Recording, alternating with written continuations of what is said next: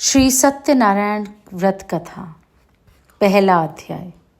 एक समय नैमिषारण्य तीर्थ में शौनकादि 88,000 ऋषियों ने श्री सूत जी से पूछा, हे प्रभु, इस कलयुग में वेद विद्या रहित मनुष्य को प्रभु भक्ति किस प्रकार मिलेगी तथा उनका उद्धार कैसे होगा। इसीलिए हे मुनि श्रेष्ठ, कोई ऐसा तप कहिए जिससे थोड़े समय में पुण्य प्राप्त होवे तथा मनवांछित फल मिले। वह कथा सुनने की हमारी इच्छा है। सर्वशास्त्र ज्ञाता श्री सूत जी बोले, हे वैश्यों में पूज्य, आप सब ने प्राणियों के हित की बात पूछी है। अब मैं उस श्रेष्ठ व्रत को आप लोगों से कहूँगा जिस व्रत को नारद जी ने लक्ष्मी नारायण से पूछा था और लक्ष्मीपति ने मुनि श्रेष्ठ नारद से कहा था, सो ध्यान से सुनो। एक समय योगीराज नारद जी दूसरों के हित की इच्छा में अनेक लोगों में घूमते हुए मृत्युलोक में आ पहुँचे। यहाँ अनेक योनियों में जन्मे हुए प्राय सभी मनुष्य को अपने कर्मों द्वारा अनेकों दुखों से दुख पीड़ित देखकर सोचा, किस यत्न के करने से निश्चय ही प्राणियों के दुखों का नाश हो सकेगा। ऐसा मन में सोचकर विष्णुलोक को गए। वह श्वेत वर्ण और 4 भुजाओं वाले देवों के ईश नारायण को देखकर, जिनके हाथों में शंख, चक्र, गदा और पद्म थे तथा वरमाला पहने हुए थे, स्तुति करने लगे। हे भगवान, आप अत्यंत शक्ति से संपन्न हैं। मन तथा वाणी भी आपको पा नहीं सकती। आपका आदि मध्य अंत नहीं है। निर्गुण स्वरूप सृष्टि के आदि भूति व भक्तों के दुखों को नष्ट करने वाला हो, आपको मेरा नमस्कार है। नारद जी ने इस प्रकार की स्तुति सुनकर विष्णु भगवान बोले, हे मुनि श्रेष्ठ, आपके मन में क्या है? आपका किस काम के लिए आगमन हुआ है? निसंकोच कहो। तब नारद मुनि बोले, मृत्युलोक में सब मनुष्य जो अनेक योनियों में पैदा हुए हैं, अपने अपने कर्मों के द्वारा अनेक प्रकार के दुखों से दुखी हो रहे हैं। हे नाथ, मुझ पर दया रखते हो तो बतलाइए कि उन मनुष्य के समय सब दुख थोड़े से ही प्रयत्न में कैसे दूर हो सकते हैं। श्री भगवान जी बोले, हे नारद, मनुष्यों की भलाई के लिए तुमने बहुत अच्छी बात पूछी है। जिस काम के करने से मनुष्य मोह से छूट जाता है वह मैं कहता हूँ, सुनो। बहुत पुण्य देने वाला स्वर्ग तथा मृत्युलोक दोनों में दुर्लभ एक उत्तम व्रत है। आज मैं प्रेमवश होकर तुमसे कहता हूँ, सत्यनारायण का ये व्रत अच्छी तरह विधि पूर्वक करके मनुष्य आयुर्पर्यंत यहाँ सुख भोग कर मरने पर मोक्ष को प्राप्त होता है।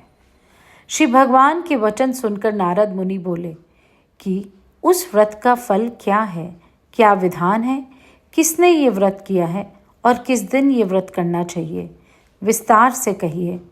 भगवान बोले, दुख, शोक आदि को दूर करने वाला, धन धान्य को बढ़ाने वाला, सौभाग्य तथा संतान को देने वाला, ये व्रत सभी स्थानों पर विजयी करने वाला है।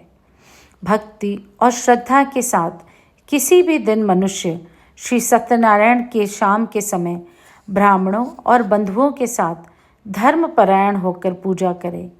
भक्ति भाव से नैवेद्य, केले का फल, घी, दूध और गेहूं का चूर्ण सवाया ले।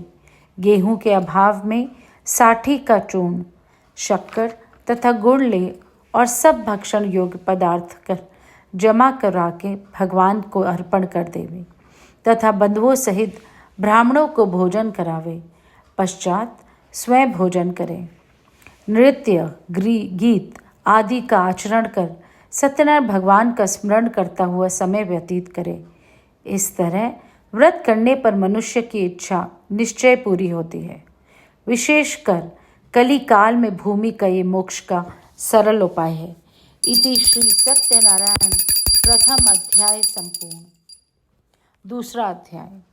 सूत जी बोले, हे ऋषियों, जिसने पहले समय में इस व्रत को किया उसका इतिहास कहता हूँ, ध्यान से सुनो।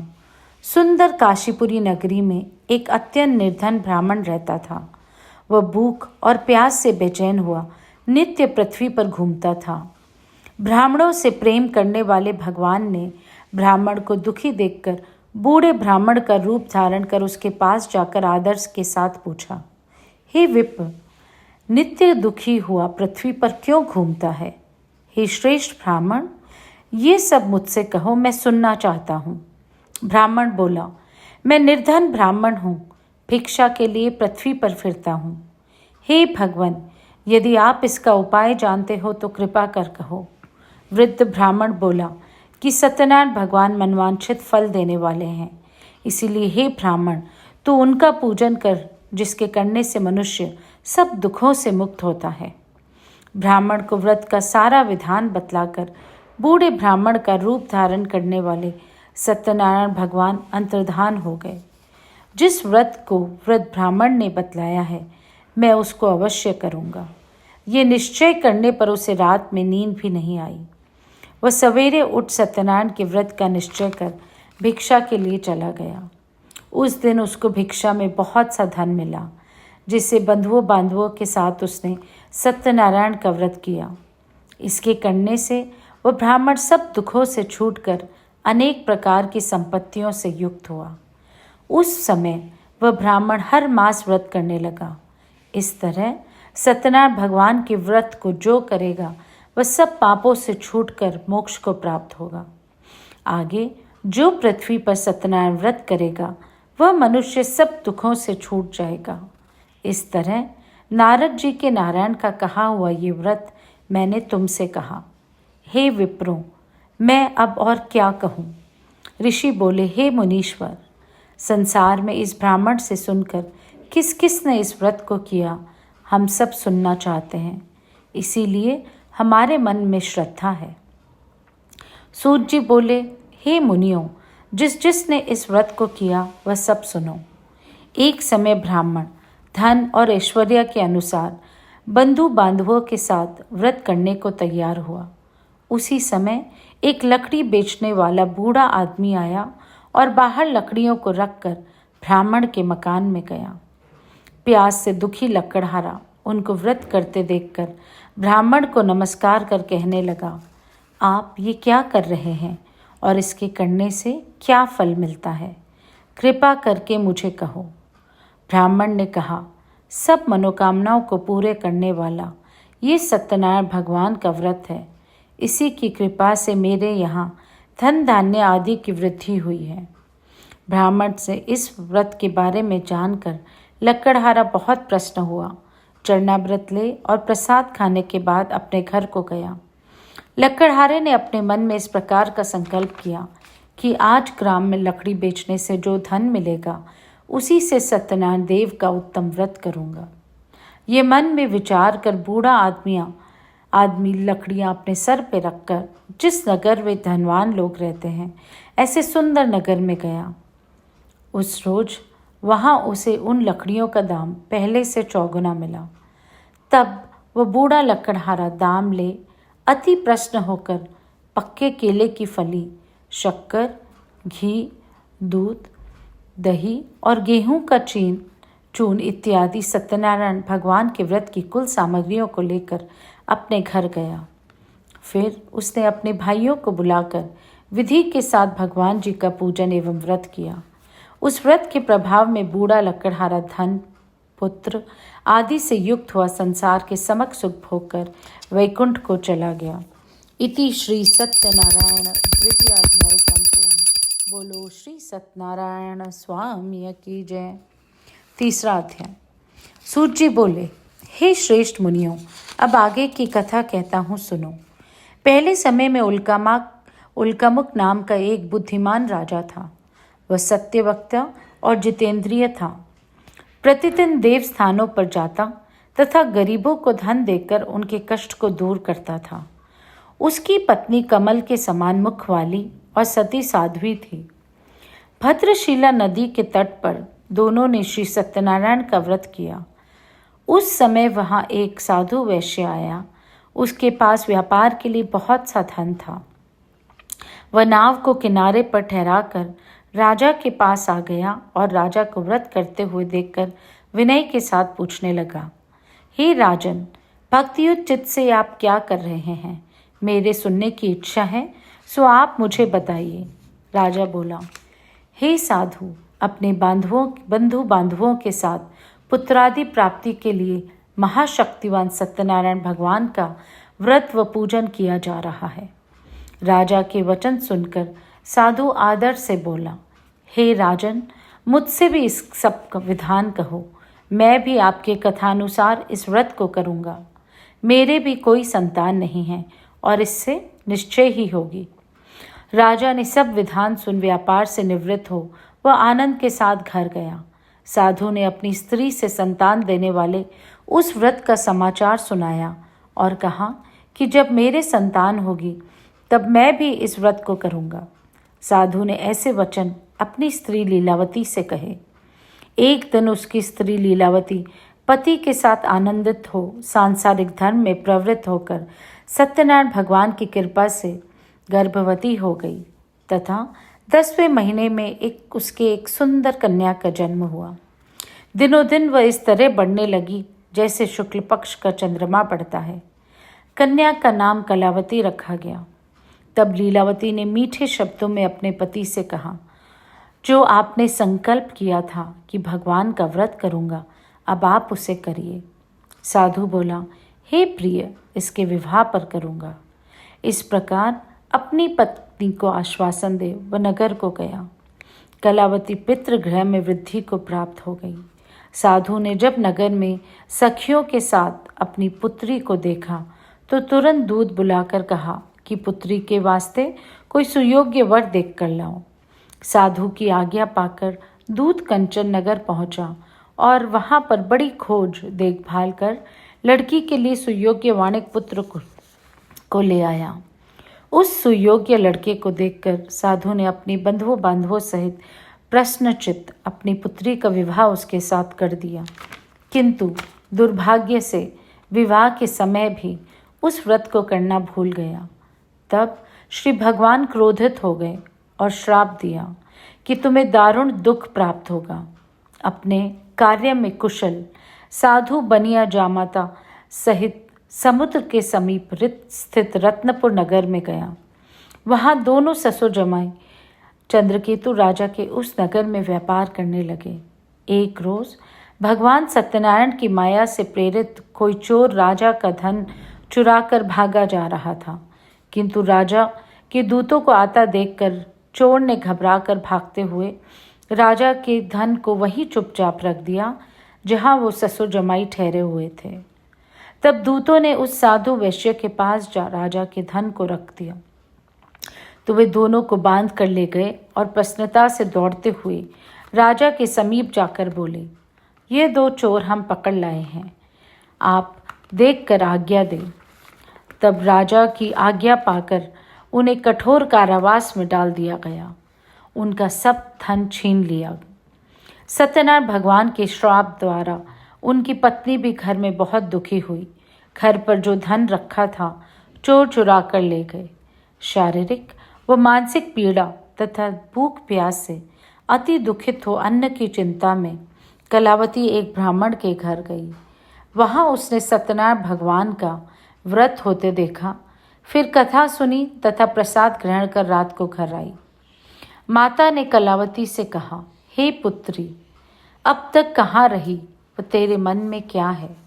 कलावती बोली, हे माता, मैंने एक ब्राह्मण के घर श्री सत्यनारायण भगवान का व्रत देखा। कलावती ने वचन सुनकर लीलावती भगवान के पूजन की तैयारी करने लगी। लीलावती ने परिवार और बंधुओं सहित श्री सत्यनारायण भगवान का पूजन किया और वर मांगा कि मेरे पति और दामाद शीघ्र आ जाएं। साथ ही प्रार्थना की, हम सबका अपराध क्षमा करो।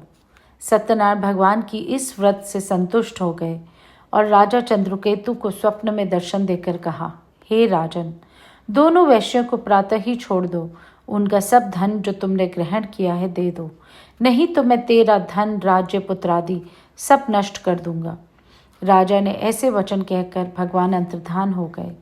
प्रातःकाल राजा चंद्रकेतु ने सभा में अपना स्वप्न सुनाया। फिर दोनों वाणिक पुत्रों को कैद से मुक्त कर सभा में बुलाया। दोनों ने आते ही राजा को नमस्कार किया। राजा मीठे वचनों से बोला, हे महानुभावों, भाविवश ऐसा कठिन दुख तुम्हें प्राप्त हुआ है, अब तुम्हें कोई भय नहीं। ऐसा कहकर राजा ने उन्हें नए नए वस्त्रभूषण पहनाए तथा उनका जितना धन लिया था उससे दूना धन देकर आदर सहित विदा किया। दोनों वैश्य अपने घर को चले। इति श्री सत्यनारायण तृतीय अध्याय संपूर्ण। बोलो श्री सत्यनारायण स्वामी की जय। चौथा अध्याय। सूत जी बोले, वैश्य ने मंगलाचार करके यात्रा आरंभ की और अपने नगर को चला। उनके थोड़ी दूर निकलने पर दंडी वेशधारी सत्यनारायण ने उनसे पूछा, हे साधु, तेरी नाव में क्या है? अभिमानी वणिक हंसता हुआ बोला, हे दंडी, आप क्यों पूछते हो? क्या धन लेने की इच्छा है? मेरी नाव में तो बेल और पत्ते भरे हैं। वैश्य का कठोर वचन सुनकर भगवान ने कहा, तुम्हारा वचन सत्य हो। दंडी ऐसा कहकर वहां से दूर चले गए और कुछ दूर जाकर समुद्र के किनारे बैठ गए। दंडी के जाने पर वैश्य ने नित्य क्रिया करने के बाद नाव को ऊंची उठे देखकर अचंभा किया और नाव में बेल पत्ते आदि देखकर मूर्छित हो जमीन पर गिर पड़ा। फिर मूर्छा खुलने पर अत्यंत शोक प्रकट करने लगा। तब उसका दामाद बोला कि आप शोक न करें, ये दंडी का ही श्राप है, अतः उसकी शरण में चलना चाहिए, तभी हमारी मनोकामना पूरी होगी। दामाद के वचन सुन वह दंडी के पास पहुंचा और अत्यंत भक्तिभाव से नमस्कार करके बोला, मैंने जो आपसे असत्य वचन कहे हैं उन्हें क्षमा करो। ऐसा कहकर महान शोकातुर हो रोने लगा। तब दंडी भगवान बोला, हे वाणिक पुत्र, मेरी आज्ञा से बार बार तुम्हें दारुण दुख प्राप्त होता है, तू मेरी पूजा से विमुख हुआ। साधु बोला, हे भगवान, आपकी माया से मोहित ब्रह्मा आदि भी आपके रूप को नहीं जानते, तब मैं अज्ञानी कैसे जान सकता हूँ? आप प्रसन्न होइए, मैं सामर्थ्य के अनुसार आपकी पूजा करूँगा। मेरी रक्षा करो और पहले के समान नौका में धन भर दो।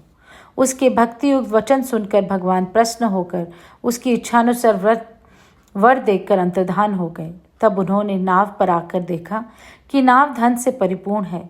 फिर वह भगवान सत्यनारायण का पूजन कर साथियों सहित अपने नगर को चला।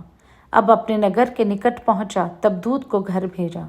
दूत ने साधु के घर जाकर उसकी स्त्री को नमस्कार कर कहा कि साधु अपने दामाद सहित इस नगर के समीप आ गए हैं। ऐसा वचन सुन साधु की स्त्री बड़े हर्ष के साथ सत्यदेव का पूजन कर पुत्री से कहा, मैं अपने पति के दर्शन को जाती हूँ, तू कार्य पूर्ण कर शीघ्र आ। माता के ऐसे वचन सुनकर कलावती प्रसाद छोड़कर पति के पास गई। प्रसाद की अवज्ञा के कारण सत्यदेव रुष्ट हो गए। उसके पति को नाव सहित पानी में डुबो दिया। कलावती अपने पति को न देखकर रोती हुई जमीन पर गिर गई। इस तरह नौका को डूबा तथा कन्या को रोता देखकर साधु दुखित हो बोला, हे प्रभु, मुझसे या मेरे परिवार से जो भूल हो गई है उसे क्षमा करो। उसके दीन वचन सुनकर सत्यदेव प्रसन्न हो गए और आकाशवाणी हुई, हे साधु, तेरी कन्या मेरे प्रसाद को छोड़कर आई है, इसीलिए इसका पति अदृश्य हुआ है। यदि वह घर जाकर प्रसाद खाकर लौटे तो इसे पति अवश्य मिलेगा। ऐसी आकाशवाणी सुनकर कलावती घर पहुंचकर प्रसाद खाया, फिर आकर पति के दर्शन किए। तत्पश्चात साधु ने बंधुओं बांधवों सहित सत्यदेव का विधि पूर्वक पूजन किया।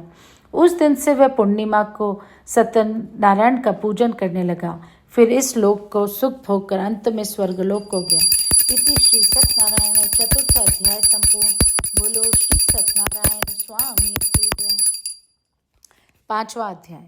सूत जी बोले, हे ऋषियों, मैं और भी कथा कहता हूँ, सुनो। प्रजा पालन में लीन तुग्ध्वज नाम का एक राजा था। उसने भी भगवान का प्रसाद त्याग कर बहुत दुख पाया। एक समय वन में जाकर वन्य पशुओं को मारकर बड़ के पेड़ के नीचे आया।